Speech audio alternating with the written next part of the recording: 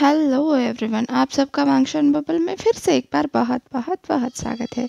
चलिए private detective वाम्बार fall in love के पार्ट 36 को शुरू करते हैं। अब तक हमने देखा था कि इबो और जान की नॉर्मल लाइफ शुरू हो चुकी है। इबो अपने बारे में रिसर्च करना चाहता है, पर वो इस चीज़ के लिए अभी तैयार नहीं है। पहले वो अपनी मैरिड लाइफ को एंजॉय करना चाहता है। उसने अभी अभी 2 महीनों की छुट्टी ली थी, इसलिए वापस काम पर जाकर सब कुछ सही करना चाहता है। उसे एक नया केस भी मिला है, फिर से एक बार मैरिज फ्रॉड का।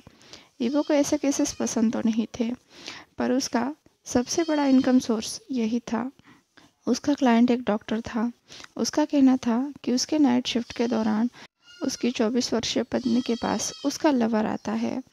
इस बात के पीछे की सच्चाई वो इवो से निकलवाना चाहता है। अब जान और इवो कार में पूरी रात उस डॉक्टर के घर के बाहर इंतज़ार करते रहे कि क्या कोई उनके घर के अंदर जाता है, पर पूरी रात बाहर से कोई भी अंदर नहीं गया। पर एक बात अजीब थी, उस लेडी के बेडरूम के लाइट्स पूरी रात चलते रहे। अब इबो ने अंदाज़ा लगाया कि उस लेडी का लवर उस घर में ही रहता होगा। जब इबो ने ये बात डॉक्टर को बताई तो डॉक्टर को इस बात पर यकीन नहीं हुआ, क्योंकि घर में सिर्फ उनका नौकर था जिसे लड़कियों में कोई इंटरेस्ट नहीं था। अब उन्होंने एक और प्लान के बारे में सोचा। अब इबो और जान बाहर गांव से आए हुए असिस्टेंट बनकर उस डॉक्टर के घर गए। डॉक्टर ने अपनी वाइफ और नौकर को उन दोनों से ये कहकर इंट्रोड्यूस करवाया कि ये बाहर गांव से आए हुए हैं, उसके असिस्टेंट है और आज रात के लिए वो यही रहेंगे, क्योंकि उनके पास रहने के लिए कोई और जगह नहीं है। उस वक्त इबो ने उस डॉक्टर के एम्प्लॉय को नोटिस किया, जो खड़े खड़े अपनी मालकिन को ऐसे ताक रहा था जैसे उसके कपड़े उतार रहा हो। अब इबो और जान ने पहले तो थोड़ा सा आराम कर लिया। उसके बाद डॉक्टर ने अपने ऑफिस में उन्हें ले जाकर थोड़ा बहुत सिखाने का नाटक किया। फिर शाम को वो डॉक्टर अपने काम पर चला गया और जान और इबो दोनों भी सोने चले गए। 1 घंटा भी नहीं हुआ था कि जान को उस लेडी के बेडरूम के बाहर पैरों की आहट सुनाई दी। वो आदमी काला चोगा पहने हुए था। उसके हाथ में एक नाइट ड्रेस भी था और एक कप भी। दरवाजे पर नॉक होते ही उस लेडी ने दरवाज़ा खोला, फिर उधर उधर झांक कर देखा, फिर उस पर्सन को कमरे के अंदर लिया, जहाँ पर वो अगले 4 घंटों तक रहे। इबो ने पहले तो कुछ देर तक इंतज़ार किया, फिर कुछ देर बाद उस बेडरूम की तस्वीरें लेने के बारे में सोचा। वो खिड़की के बाहर जाकर सेल्फी स्टिक से अपने मोबाइल से कुछ तस्वीरें और वीडियोस लेकर आया। डॉक्टर का शक सही निकला। वो लेडी और उस क्लर्क कम नौकर के बीच में सच में बहुत कुछ चल रहा था। अगली सुबह इबो ने पूरे एविडेंस उस डॉक्टर को दिखाए। डॉक्टर ने तुरंत अपने उस एम्प्लॉय और वाइफ को धक्के मारकर घर से बाहर निकाल दिया। वो औरत बार बार कसम खा रही थी कि उससे गलती हुई, वो दोबारा ऐसा कभी नहीं करेगी, पर डॉक्टर ने उसकी एक न सुनी। उसने उसके सारे क्रेडिट कार्ड्स ब्लॉक कर दिए, फिर उसका सामान पैक करके उस लेडी को वहाँ से जाने के लिए कहा। अभी वो और जान के घर वापस आने का समय हो गया था। उन्हें बहुत जल्दी मची थी, क्योंकि समय ही कम था। उसी दिन उनकी वेडिंग पार्टी तय होनी थी, इसलिए वो तुरंत घर जाकर तैयार होकर फार्म हाउस के लिए निकल गए। उन्होंने देखा फार्म हाउस तक का रास्ता भी बहुत अच्छी तरह से सजाया गया है। इधर उधर बहुत प्यारी प्यारी फूलों की बेलें लटकी हुई हैं। वो जितने अंदर चले गए उतना ही नज़ारा और खूबसूरत होता गया। फार्म हाउस को भी बहुत अच्छी तरह से डेकोरेट किया गया था। पहले से ही तो वेडिंग केक लाए गए थे। इतना ही नहीं, बॉनफायर भी जलाया गया था। घर के बाहर 2 मीटर तक फूलों की पंखुड़ियाँ बिछाई गई थी। साथ ही गज़ेबो भी तैयार करके रखा गया था। इबो और जान के अंदर जाते ही जान के पेरेंट्स और ग्रैंडपा शाओ ने उन्हें गले से लगा लिया। उन्हें बताया कि उन्होंने कहाँ तक प्रिपरेशन की है। तभी यानली अपने हस्बैंड और जिनलिंग के साथ आ गई। साथ में ट्विंस भी आ गए। थोड़ी ही देर में सारी जगह क्राउडेड बन गई।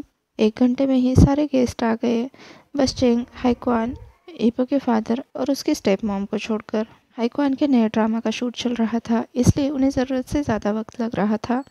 फाइनली 1 घंटे बाद सभी पहुंच गए। सभी के आने के बाद जान के पेरेंट्स ने कुछ सेरेमनी परफॉर्म की। उसके बाद उस सेरेमनी में जान और इबो को भी इंक्लूड किया।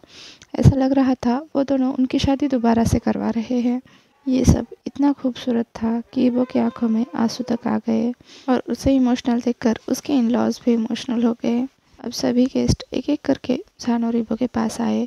उनके हाथ में एक छोटा सा कार्ड था और एक लाल गुलाब भी। सभी ने जान और इबो को बेस्ट विशेष थी। बड़े लोगों ने आशीर्वाद दिया। अब यानली ईवो के करीब आ गई। जान और ईवो को उसने एक साथ बाहों में लिया और ईवो के कान में खुशबुसाते हुए कहा, हमारे इस बड़े परिवार में तुम्हारा बहुत बहुत स्वागत है। मैं चाहती हूँ मेरे आने वाले बच्चे के तुम गॉड पेरेंट्स बनो। ये बात सुनकर ईवो की आंखें चमक गई, क्योंकि यानली ने सबसे पहले ये न्यूज़ उसे बताई थी। वो फिर से एक बार उम्मीद से थी। ईवो को यानली का उस पर इतना भरोसा देखकर बहुत अच्छा लगा। अब डांस करने का टाइम था। जान के सभी रिलेटिव्स ने आकर ईवो और जान के पीठ पर छोटे छोटे नोट चिपका दिए। ईवो को ये सब करने में बहुत मज़ा आया, क्योंकि ये सब बहुत फनी था और ईवो पहली बार ऐसा कुछ एक्सपीरियंस कर रहा था। पार्टी अपने पूरे उफान पर थी। तभी ईवो को अपनी माँ के वहाँ पर होने का एहसास हुआ। जब उसने रास्ते की तरफ देखा तो उसने पाया उसकी माँ वहाँ से चलकर आ रही है। ईवो ने कंफ्यूज होकर पहले जान की तरफ देखा, फिर अपने भाई की तरफ। तो हाईकवान ने कहा कि मैंने उन्हें इनवाइट किया है। क्यों? ईवो ने पूछा। तो हाईकवान ने कहा, क्योंकि वो हमारी माँ है और हमें उन्हें ये प्रूव करने का मौका देना चाहिए कि वो हमारी केयर करती है। ईवो ने गुस्से में अपने भाई से कहा, क्या तुम मुझसे नहीं कह सकते थे? पर तभी उसने पाया कि उसकी माँ बहुत करीब आ चुकी है और वो नहीं चाहता था कि उसकी माँ उसके और हाईकवान के बीच की बातें सुने। इसलिए दोनों भी चुप हो गए। ईवो के मॉम के ईवो के सामने आते ही उनके बीच में ईवो के डैड आ गए और ईवो की स्टेप मॉम ने ईवो की तरफ सवाल भरी नज़रों से देखा।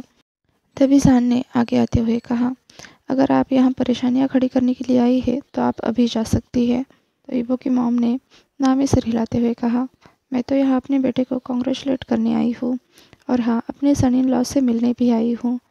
वैसे मेरे पास तुम्हारे लिए एक गिफ्ट भी है। ईवो की मॉम ने ईवो की तरफ देखते हुए कहा।